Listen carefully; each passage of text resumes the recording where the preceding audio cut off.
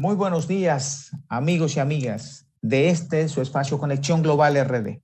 Como cada sábado estamos con ustedes y ya ustedes conocen que es para conversar, para dialogar con ustedes distintos temas del acontecer nacional e internacional para tratar de entender y comprender este complejo mundo que nos ha tocado vivir. Hoy tenemos un invitado especial, muy especial, que nos va a ayudar a comprender un tema que está en el tapete y que es de vital importancia y de vital relevancia en nuestro país, que es la extinción de dominio. Para presentarlo vamos a pasar con Manuel Escalante. Adelante, Manuel. Muy buenos días, queridos televidentes. Gracias por su compañía este sábado a las 10 de la mañana hasta las 11.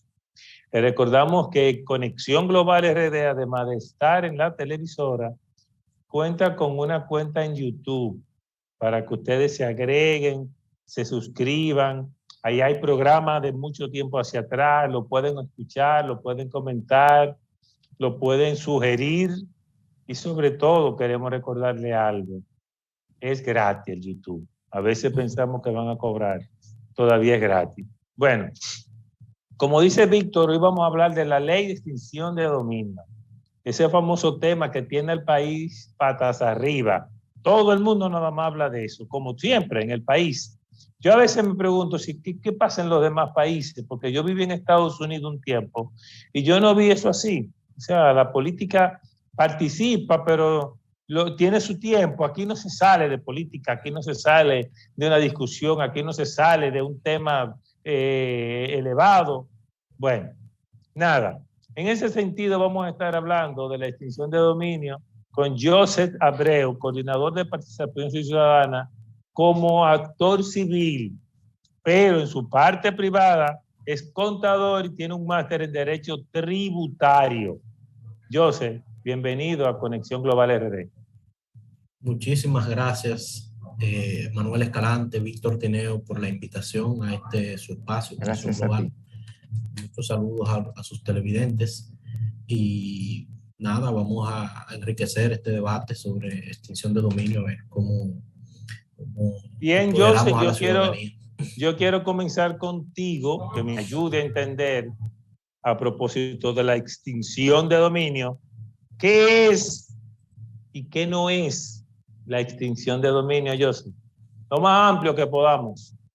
Bien, la extinción de dominio es una herramienta, que viene de las iniciativas del derecho internacional y se enmarca igual, por ejemplo, que la ley de lavado de activos y otras leyes dentro de esa lucha regional y mundial contra el crimen organizado en sentido general, principalmente con la lucha contra el narcotráfico, es una herramienta contra la lucha contra el terrorismo, es una herramienta de la lucha contra el tráfico de armas, la trata de personas y, ¿por qué no?, contra la corrupción administrativa, que es la corrupción pública, contra la corrupción privada y cualquier otro delito o flagelo que afecte a la humanidad.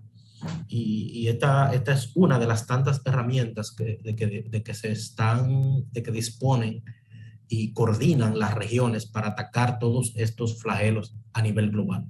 La ley de extinción de dominio se está debatiendo en República Dominicana desde hace más de 10 años, porque nació por ahí cerca del año 2000, desde 1988 ya se está debatiendo aspectos de diferentes vías de lucha contra estos crímenes que ya mencioné, y dentro de esa se incluyó la ley de extinción de dominio que tuvo su nacimiento en una propuesta modelo de la ONU de aproximadamente 1990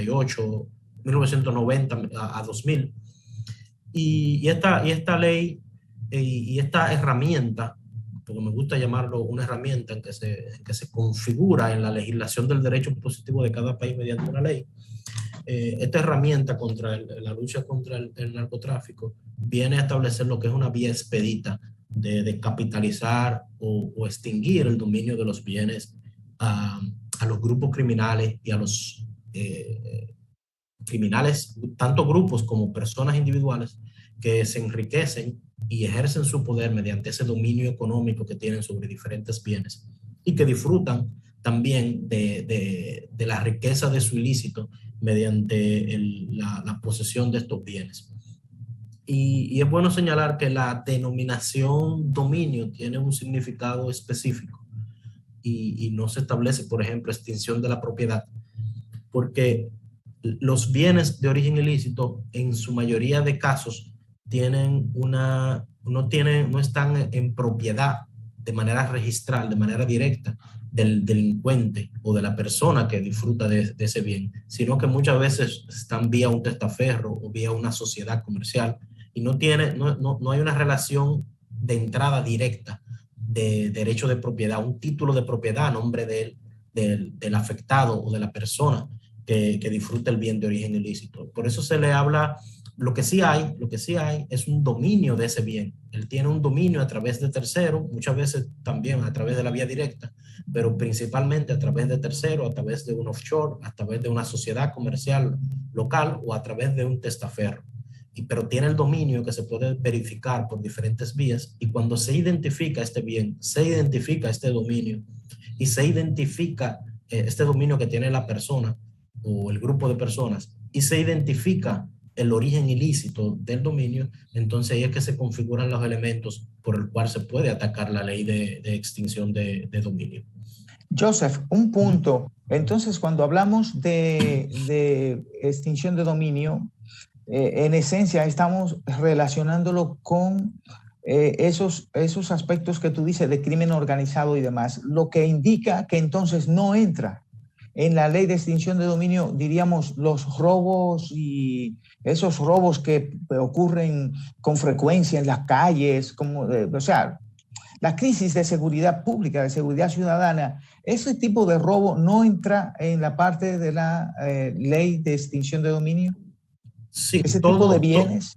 Todo ilícito penado que genere un bien o un patrimonio de cualquier naturaleza puede ser catalogado como o entra dentro del rango de acción de la ley de extinción de dominio. Cualquier bien que tenga un origen ilícito en sentido general. Se mencionan los principales ilícitos porque son los que forman y los que se discuten en las diferentes convenciones de las Naciones Unidas y de los grupos como GAFILAC, el grupo de acción. Y porque son los que tienen mayor impacto, ¿no? Mayor relevancia, correcto. Mayor relevancia en la cantidad de dinero que implica casi siempre. Cuando se trata de dinero, el tema de trata de blanca hasta donde pudiera llegar que una persona sea manejada como un objeto. O sea que apunta, vamos a decir, elementos que tienen ciertas marcas muy profundas, ¿no? Así es. Entonces, en ese sentido, todos los delitos penados por alguna ley pueden formar parte, y los bienes que estos generen pueden ser atacados mediante la ley de extinción de dominio. O sea, que yo te preguntaba ahorita, cuando comenzamos a este tema tan bonito, tan bueno, ¿no? ¿Qué no es la ley de extinción? Porque ya no dijiste qué es, pero en este bloque queremos que quede claro en nuestra comunidad qué no es la ley de extinción. ¿Es una ley? ¿No es una ley? ¿Qué no es? Sí, la ley de extinción de dominio es definitivamente una ley. Una ley que establece un instrumento de persecución del bien. Esta ley va directamente dirigida al bien. ¿Qué no es? No es una ley penal. No establece una penalidad o una sanción penal a las personas. O sea, no emite sentencia de cárcel. No emite sentencia de cárcel a la persona, no afecta derechos, más allá de esa apariencia de derecho de propiedad. Más allá de eso, no afecta otros derechos de las personas. Sí hace, por ejemplo, cómo funciona la ley tributaria. La ley tributaria es una acción es una ley que ataca o verifica el cumplimiento de obligaciones tributarias en el marco administrativo. Esta ley, como ni es administrativa, no es civil, ni es penal, se considera un instituto jurídico separado o independiente, y así se configura en los considerandos de la ley. Y por eso muchas veces, genera confusión en el debate de los juristas más experimentados, de que porque la evalúan desde el contexto de una ley penal y entonces cuando la analizan desde ese contexto dicen, no, es que es inconstitucional porque falta cumplir con tal cosa, falta cumplir con X situación, pero esas son un contexto de evaluación cuando tú haces un juicio a una persona que tiene que tener todas esas garantías de derechos constitucionales. Ya cuando tú haces un juicio al bien es distinto. Por ejemplo, uno muy reclamado que establece la ley es que el juicio de extinción de dominio puede ocurrir esté o no presente el afectado.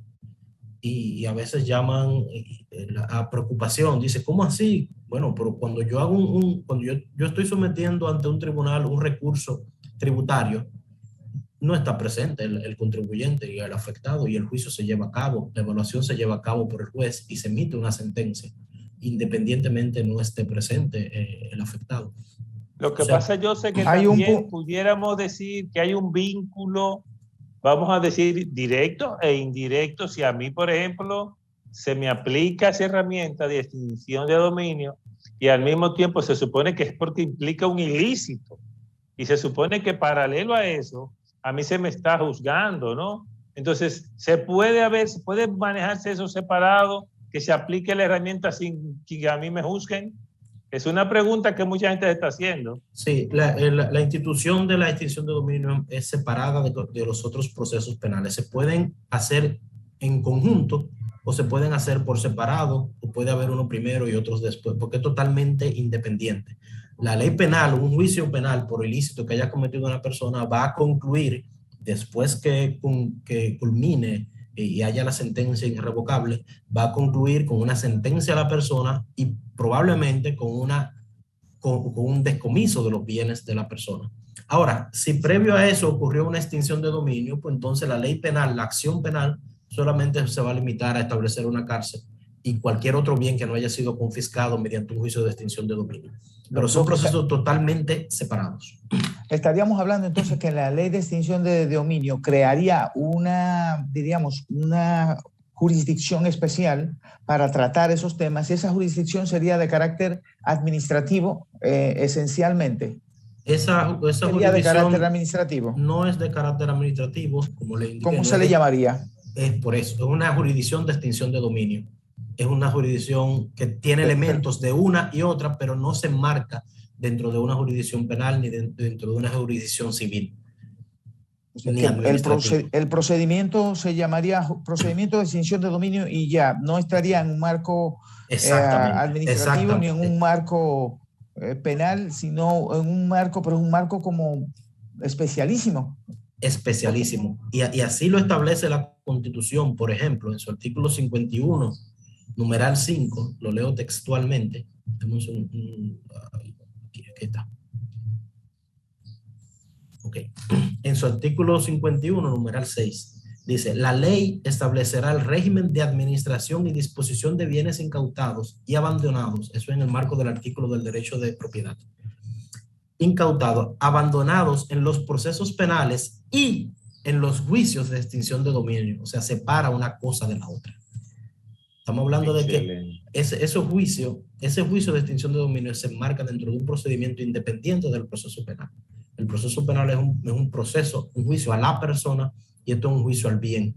Por eso no es necesario ni siquiera que el afectado esté presente, ni siquiera que el afectado, eso lo dispone por esa razón fundamental o sustancial, pero también por otras razones de que trata de establecer una vía expedita para descapitalizar ese bien de cara al criminal en una vía express y rápida y evitar esos tipos de estrategias que usan muchos abogados para postergar audiencias y postergar los juicios. Y por eso vemos que los juicios penales tienen periodo de duración de mínimo 2 años, máximo hasta 6, inclusive más tiempo. Entonces, esta ley lo que busca es una vía expedita.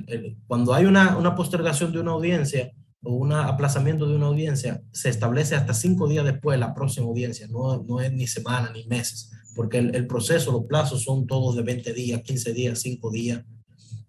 Son muy rápidos los plazos entre un procedimiento, entre una audiencia y otra, entre un tiempo para responder mediante una apelación, siempre son muy rápidos. Bien, Joseph, nosotros tenemos compromisos comerciales y debemos cumplirlo en este momento. Al volver, yo te quiero preguntar sobre la constitucionalidad de esta herramienta y qué no está claro con relación a la Constitución, si lo has estudiado, porque se está hablando mucho de eso. Nosotros volvemos en breve con José Abreu, máster en Derecho Tributario de Participación Ciudadana y un estudioso de la herramienta de la Ley de Extinción de Dominio. Por eso lo invitamos. Gracias por permanecer.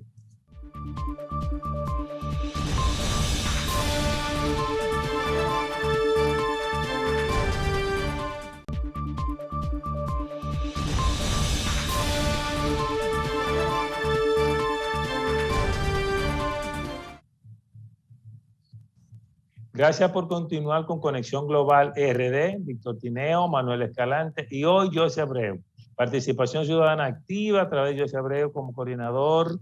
Él es contador y máster en Derecho Tributario y domina muchos temas nacionales, entre ellos hoy el tema de Ley de Extinción de Dominio. Te preguntaba antes de irnos a la comercial, Joseph, ¿qué está haciendo constitucional o no con relación a la Ley de Extinción de Dominio, que se está hablando mucho de eso? Bien, dentro de los aspectos que se han discutido en el rango constitucional, podemos iniciar, diría yo, con la aprobación misma de la ley. Se ha mencionado si es una ley orgánica y requiere para su aprobación de 2/3 partes del quórum del Congreso, luego de establecido el quórum, o si requiere una aprobación simple como ley ordinaria con la mayoría de los presentes luego de verificado el quórum. Entonces, eso es una de las disposiciones. Otra de las disposiciones que está en debate es el tema de la irretroactividad de la ley, de si es irretroactiva, si se consideran sus acciones irretroactivas. O sea que cuando haya una acción con la ley, es a partir de ese momento, no hacia atrás. Eso es lo que se debate. La ley lo que establece es una retrospectividad, que lo podemos explicar a detalle, y hay que entenderlo en el contexto de que es una herramienta, ¿verdad? Entonces, inicialmente, el debate principal de si es una ley orgánica, desde mi punto de vista, sí es una ley orgánica, no solo porque muchos entienden que la ilegalidad, como no genera derechos, no afecta un derecho a la propiedad, porque ese derecho, por ser producto de un ilícito, no nació nunca. Pero a veces estamos hablando de bienes que sí tienen un origen lícito, pero fueron instrumentos o utilizados en una actividad ilícita que también está tipificado en la ley para fines de extinción de dominio. O sea que de alguna manera sí afecta el derecho de propiedad en una de sus vertientes. Y en la otra vertiente se entiende y se intuye que hasta se presume primero una buena fe en la operación y la adquisición del bien, y hay un principio de, aunque es un juicio al bien, como quiera termina afectando a una persona que tiene algún tipo de derecho, o a un tercero adquiriente de un bien con origen ilícito. Puede ser un heredero, puede ser un comprador, o puede ser un propietario que no conocía que su bien estaba siendo utilizado. Puede afectar un derecho, pero no solo eso, las leyes orgánicas también se consideran no solo porque afecten derechos fundamentales, que es su principal función, sino también porque modifiquen la estructura o la organización de los poderes públicos. Y aquí estamos hablando que la ley crea un tribunal especial. Exacto. Por ejemplo, el Tribunal de Extinción de Dominio. Por lo tanto, está cambiando la estructura del Poder Judicial. Y eso lo ha explicado muy bien el profesor Cristóbal Rodríguez en un artículo muy reciente que ha publicado. Y yo entiendo que no debería haber debate respecto a que es una ley orgánica. Parece bastante clara de que es una ley orgánica y que requiere para su aprobación la 2/3 parte del quórum establecido en el Congreso. Y además, el profesor Cristóbal, que lo cito porque me gustó mucho un argumento no jurídico, sino político que él alega. Y él dice, siendo una ley que está encumbrada en el debate nacional y que afecta a tantos intereses, lo que todos queremos es que se logre su aprobación con el mayor de los consensos posibles. Y eso se logra cuando ahora mismo tenemos un partido dominante, pero no para fines de ley de mayoría calificada. Eso se logra cuando yo logro su aprobación mediante 2/3 partes. Ahí yo tengo una ley que va a afectar y que tiene una incidencia importante en lo que es la persecución del crimen y en el aspecto político de cara al crimen del delito de la corrupción, que va a tener un consenso de una mayoría calificada para su aprobación. O sea que en ese primer bueno debate... que tú señalas, José, el tema corrupción, porque yo escucho a muchas personas confundiendo en algo la ley de extinción de dominio con la ley de lavado de activos. ¿Qué correlación tiene en esa ley? Bien, ambas son herramientas contra el crimen organizado.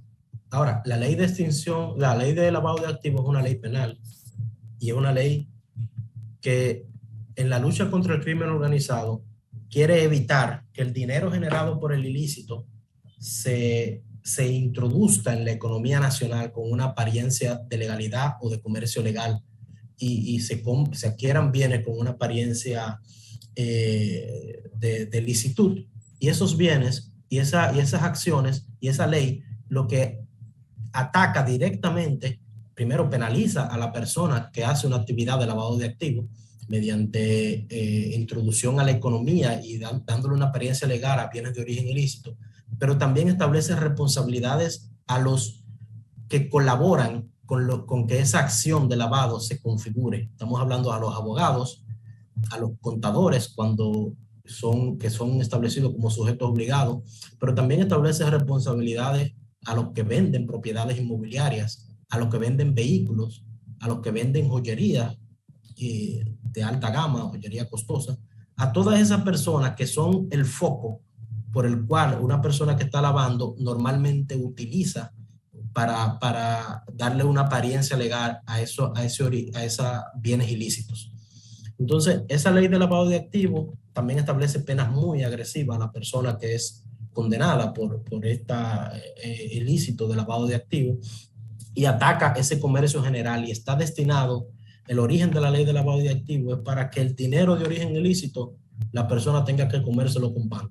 No pueda introducirlo a la economía ni comprar absolutamente nada con ello, ni un vehículo, ni una propiedad, ni depositarlo en un banco. Los bancos son también sujetos obligados y tienen altísimos controles para evitar que dinero con origen ilícito, o se establece en la ley muchísimos controles para evitar que dinero con origen ilícito se introduzca al sistema financiero mediante transferencias y pagos. ¿Sí? Joseph, ya tú hablaste en una parte, muy bien, la explicación. Tú hablaste en una parte sobre el tema de debate respecto de la constitucionalidad o no de la ley de extinción de dominio, y uno de los aspectos importantes que trataste y lo dejaste claro, tu postura, con la cual coincido, es que es una ley de carácter orgánico. Pero también dijiste que aclararía la parte de la irretroactividad y que ahora se llama retrospectividad. Este es un concepto nuevo en el mundo jurídico nacional. Entonces sería muy importante que la gente sepa, los que están en el ambiente, diríamos, del derecho, y la gente en sentido general, qué significa esto de retrospectividad y qué significa esto de irretroactividad de la ley y por qué está entrando en el debate nacional tan importante en este momento.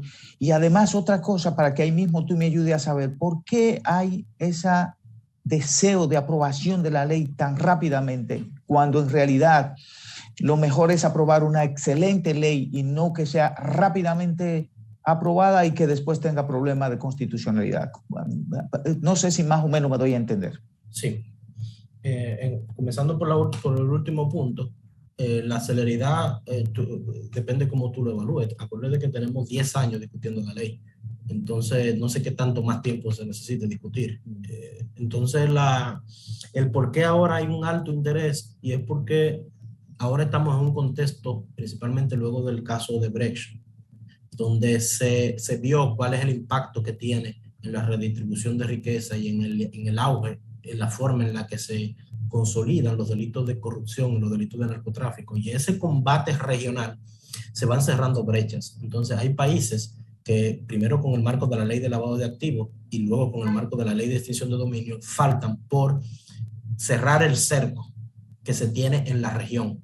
Entonces, dentro de esos países, en el marco de la ley de lavado de activos, faltamos nosotros, República Dominicana, faltan otros más, pero ya la mayoría han ido en su diferente medida aprobándola: El Salvador, Argentina, México, Perú, Honduras, Guatemala. Vamos cerrando el cerco, principalmente Colombia, principalmente donde nace uno de los crímenes más grandes, que es el narcotráfico. El narcotráfico tiene también un vínculo con el narcoterrorismo para financiar actividades terroristas en Medio Oriente, que se hacen mediante tráfico de estupefacientes para generar riqueza, para luego comprar armas, el tráfico de armas.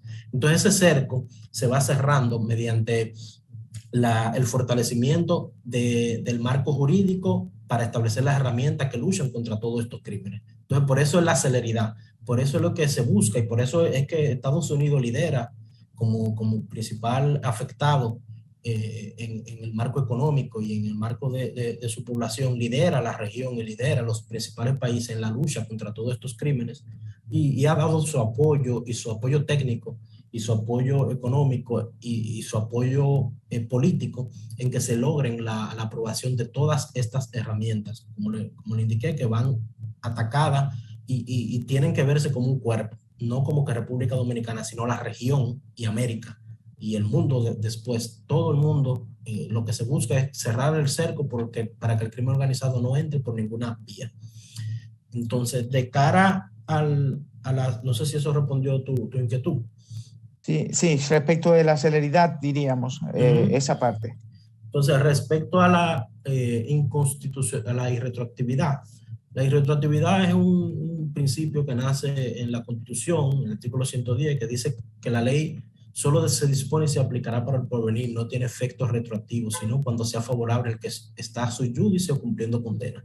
O sea, solo se aplica retroactivamente cuando es favorable para el afectado, para el sui judice.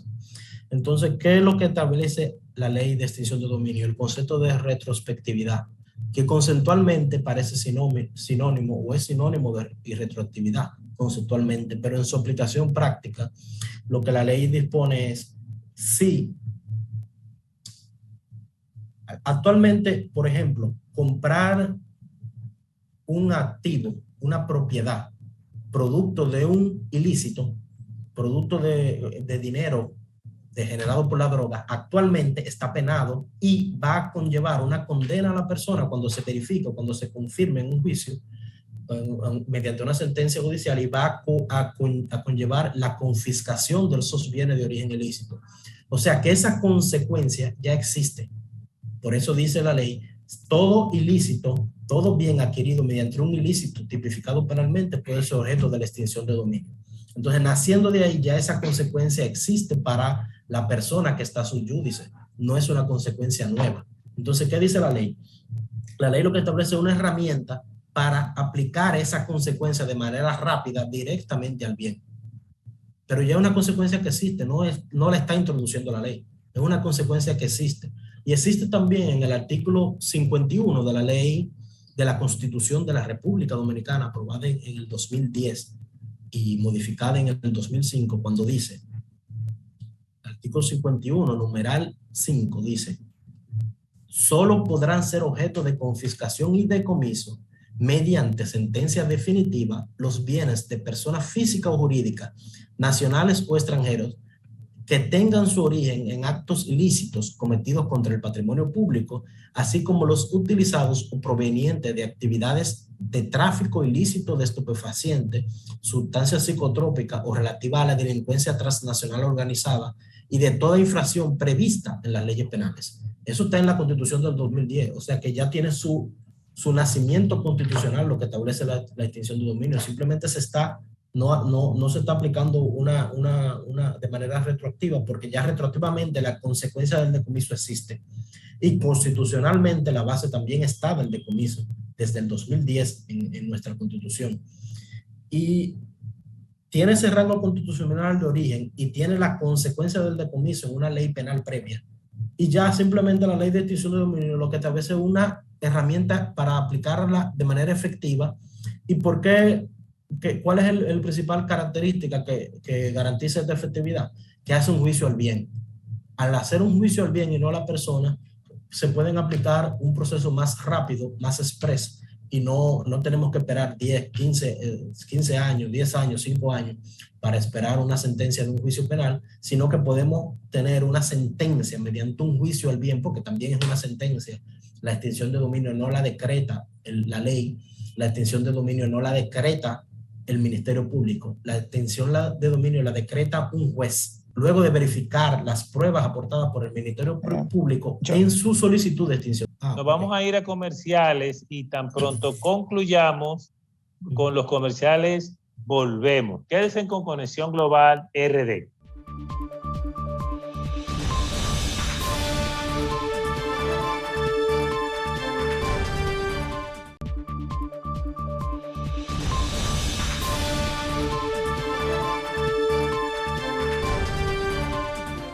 Continuamos aquí con Conexión Global RD y con Joseph Abreu, quien nos está conversando, que está dialogando con nosotros sobre un tema que es de importancia fundamental para la República Dominicana, porque lo que se busca es que haya un régimen jurídico en la República Dominicana, que la democracia en la República Dominicana no se vea afectada por la entrada de dinero ilícito y porque unos se hagan ricos de la noche a la mañana mientras otros duran 20, 30 años tratando de sobrevivir. Entonces la idea que está de fondo en esto es que la democracia pueda jugar un rol de estabilidad, un rol moral, un rol ético como debe ser, de tal manera que los recursos que entran a las arcas, que entran al país por todas las vías posibles, tengan un destino lícito y haya una sinergia, diríamos, una especie de círculo virtuoso de generación de riquezas y de una democracia fuerte y estable. Y eso nos está ayudando a desarrollar aquí con nosotros Joseph. Y la pregunta aquí, Joseph, para que sea efectiva la ley, porque la idea es crear una ley que se pueda aplicar, porque si se crea una ley que se vuelve inaplicable es un problema y tenemos una mala experiencia en República Dominicana. En términos generales, se aprueban leyes, pero luego la aplicación es complejísima. En este caso, la pregunta es, ¿habría posibilidad de que alguien diga, no, pero espérate, a mí hay que hacerme un doble, yo soy el dueño, yo soy tercer adquiriente de buena fe, yo soy adquiriente de buena fe, yo necesito que haya un doble juicio, un doble grado de juicio, necesito apelar esto? ¿Qué pasaría con el doble grado, con la posibilidad de poder pedir en otro grado que se respete algún derecho que tú tengas sobre ese bien? Y segundo, ¿hay alguna experiencia que nos hable de la retrospectividad y que nos hable de este tema y que haya sido exitosa en el continente? Bien. La ley de extinción de dominio es una ley que funciona desde 1996 en Colombia. Funciona desde inicio del 2000 en México. Y lo que quiero resaltar con esto es que en República Dominicana no estamos inventando la rueda. Es una ley que ya funciona en muchísimas jurisdicciones como Reino Unido, Canadá. En Estados Unidos el marco legal incluye extinción de dominio. Guatemala, Salvador, funciona. En Colombia funciona. Y uno de los casos que te puedo mencionar más conocido, en Colombia la ley se aprobó en el año aproximadamente 1996 y se aplicó a los bienes del narcotraficante Pablo Escobar. La ley 333 se aprobó y se le extinguieron los dominios de los bienes de Pablo Escobar que fueron incautados en 1989. Estamos hablando de que en el 1996, casi 7 años después de ser incautados los bienes, se le extinguió el dominio con una ley posterior a los bienes del narcotraficante Pablo Escobar en Colombia. O sea que, y así hay muchos casos que podemos citar de extinción de dominio y su aplicabilidad. El Tribunal Constitucional de Colombia tiene un sinnúmero de jurisprudencia y de sentencias donde explica y justifica por qué no hay una retroactividad, porque ya es como una consecuencia conocida para la persona que está cometiendo la acción, que es lo que protege la irretroactividad, de que yo al cometer una acción conozca cuáles son todas mis consecuencias y que no se me aplique una consecuencia que yo no conocía o que no se me juzgue en base a una consecuencia que yo no conocía. Cuando, por ejemplo, pudiera aplicar una irretroactividad, si yo adquirí un bien en el año 2005 mediante una actividad que fue declarada ilícita en el 2010, cuando yo adquirí mi bien, esa actividad no era ilícita. Por lo tanto, la ley no me puede extinguir el dominio de mi propiedad. Bien, ahí aplicaría una irretroactividad. De cara a las garantías que tienen las personas, el artículo 28 del proyecto de ley establece todas las garantías procesales para que, tanto de manera probatoria como de la persona, la presunción de buena fe, la presunción de buena fe de un tercero adquiriente, todas las garantías procesales y todos los recursos para demostrar esa adquisición de buena fe de un tercero o de un banco que haya hipotecado una propiedad que luego sea decretada, todas esas garantías están contenidas en la ley para proteger el negocio jurídico. Sí existe realmente una presunción de buena fe que debe ser destruida, y a esto me enmarco en el artículo 70 del proyecto de ley, que dice cuáles son las condiciones para que el tribunal acoja la solicitud del Ministerio Público. Dice, acogimiento o rechazo de la solicitud. El tribunal acogerá la solicitud y declarará la extinción de dominio cuando ocurran las siguientes circunstancias. 1. Se haya acreditado la existencia del hecho ilícito. 2. Se haya acreditado el nexo causal del hecho ilícito con el bien, de conformidad con las causales de procedencia previstas en esta ley. Y 3. Se haya destruido la presunción de buena fe del afectado, de conformidad con los términos previstos en esta ley. O sea, que estamos hablando de que es un juez que evalúa una oferta probatoria con todas las garantías, las mismas garantías y el mismo régimen de prueba del Código Procesal Penal, lo único que ya orientada a probar ese nexo causal entre un hecho ilícito con el bien y ya de esas causales previstas en la ley, y de destruir la presunción de buena fe del afectado. La presunción de buena fe está también protegida en el artículo 13 del proyecto de ley. Indica, en el artículo 16, perdón, elementos para evaluar la buena fe para los fines de aplicación de esta ley. Y ahí concluye un sinnúmero de numerales, aproximadamente 8 numerales, que dan la garantía de que un adquiriente de buena fe va a tener todos los elementos para demostrar que esa condición, y se le van a preservar sus derechos. Y así se ha aplicado en todos los países donde se ha aplicado esta ley, porque es en marco de un modelo de las Naciones Unidas. Y ya todos estos debates que estamos teniendo en República Dominicana ocurrieron y se tuvieron, y se aplica esta ley en países donde la Constitución es mucho más garantista que la nuestra. O sea, Joseph, tú que conoces la República Dominicana, sobre todo por una serie de trabajos que realizas sociales, pero además eres un estudioso de la República Dominicana en todas las áreas, sobre todo ciencias políticas, legales. Yo creo que tú sabes todo un poco. Conociendo el país, la aplicabilidad de la ley de extinción de dominio, ¿qué tan factible tú lo ves? Bueno, la aplicación efectiva de la ley se va a enmarcar en la misma aplicación de prácticamente todas las leyes, dependiendo. Nosotros, como Participación Ciudadana, hemos demandado justamente una independencia, una modificación de la Constitución para lograr una independencia del Ministerio Público, justamente para que no se vea afectado con intereses políticos, en la designación de personas que tengan un interés político particular y puedan aplicar la ley de manera interesada, de manera parcial, contra un sector al que pretendan perseguir. Y esos riesgos también son riesgos que entendemos y que nos preocupan a nosotros, de que esta herramienta pueda ser utilizada en cualquier momento para una persecución política. Pero eso no es por la característica de la ley, porque la misma ley de lavado de activos y el mismo Código Penal son utilizados con fines políticos cuando el Ministerio Público y el sistema de justicia está permeado por los intereses políticos. Y así lo vimos, por ejemplo, en la denuncia del caso de la acusación de Odebrecht, donde el principal imputado, el señor Ángel Rondón, denunció y mencionó cómo el anterior procurador, el señor Jean Alain Rodríguez, le había ofrecido que mencionara a imputados políticos para él poder procesarlo en conjunto. Y esto fue público.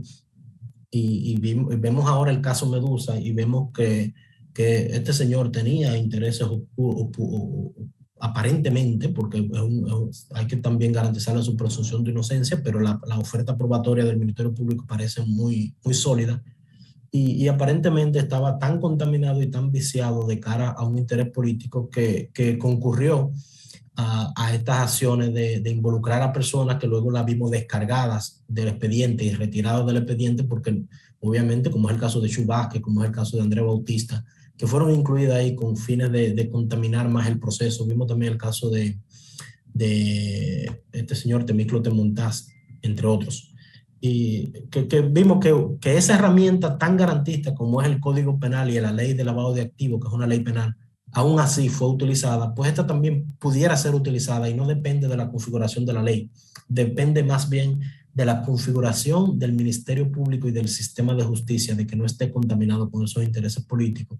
Y por eso es que estas herramientas tienen que ser puestas en manos de un Ministerio Público independiente, que se garantice un perfil apolítico y apartidista, que no tenga intereses más allá de lograr una justicia sana y una garantía de derechos. Joseph, hay un punto ahí que ha estado dentro del debate también, que se refiere a la elusión fiscal, que es un punto que ha sacado a relucir el Partido de la Liberación Dominicana y que ha generado debate en el Congreso de la República.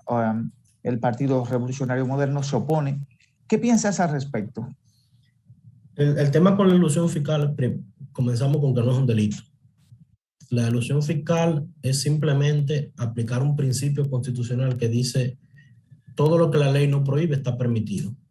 Entonces, la elusión fiscal son actividades que no son alcanzadas por la ley, por la forma en la que se configuró la ley, la forma en la que el legislador define el hecho generador o el hecho punible.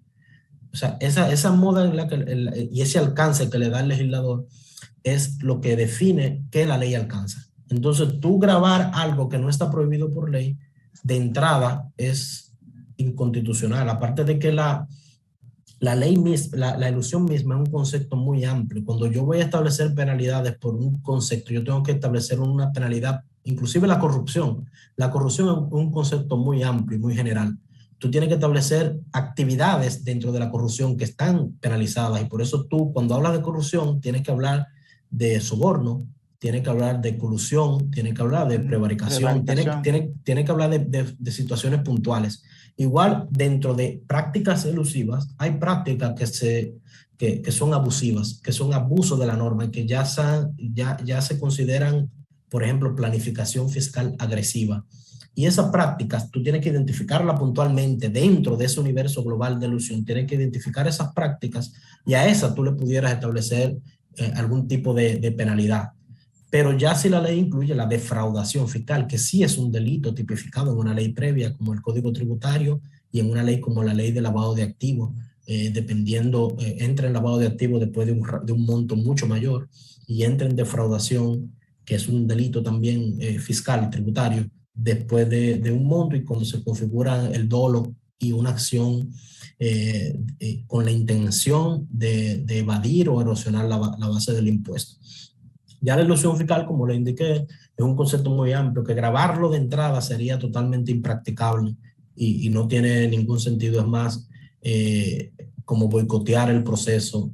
Yo entiendo sus intenciones. Ellos interpretan que introduciendo esa figura se puede entender afectado tal vez el actual presidente de la República, por ellos entender que el hecho de él tener patrimonio registrado en offshore es un caso de elusión, y que si lo introducen en el proyecto, esto puede limitar o preocupar al partido de gobierno y a los legisladores del partido de gobierno. Y por eso mencionan a veces a quién es que ellos quieren proteger, haciendo alusión a alguien pero es tanto así que en marzo del 2021, en un proyecto para modificar el título 1 del Código Tributario, también incluye un capítulo para agravar la elusión, que obviamente tampoco tiene asidero, pero esa modificación fue promovida por la actual Dirección de Impuestos Internos, por los actuales incumbentes, y presentada como el proyecto también, una actividad por el mismo presidente de la República. O sea que a él no ni siquiera le preocupa eso. Pero independientemente de lo que él haya intentado promover en ese momento y la misma Dirección de Impuestos Internos, en materia técnica es imposible grabar la elusión fiscal como de manera global. Yo puedo grabar actividades específicas de elusión fiscal que son consideradas agresivas o planificación fiscal agresiva o aplicación abusiva de la norma. Bien, con toda esta participación de José Abreu, nosotros concluimos el Conexión Global RD de hoy. Les invitamos a que el próximo sábado a las 10 de la mañana nos encontremos de nuevo. Gracias por estar con nosotros.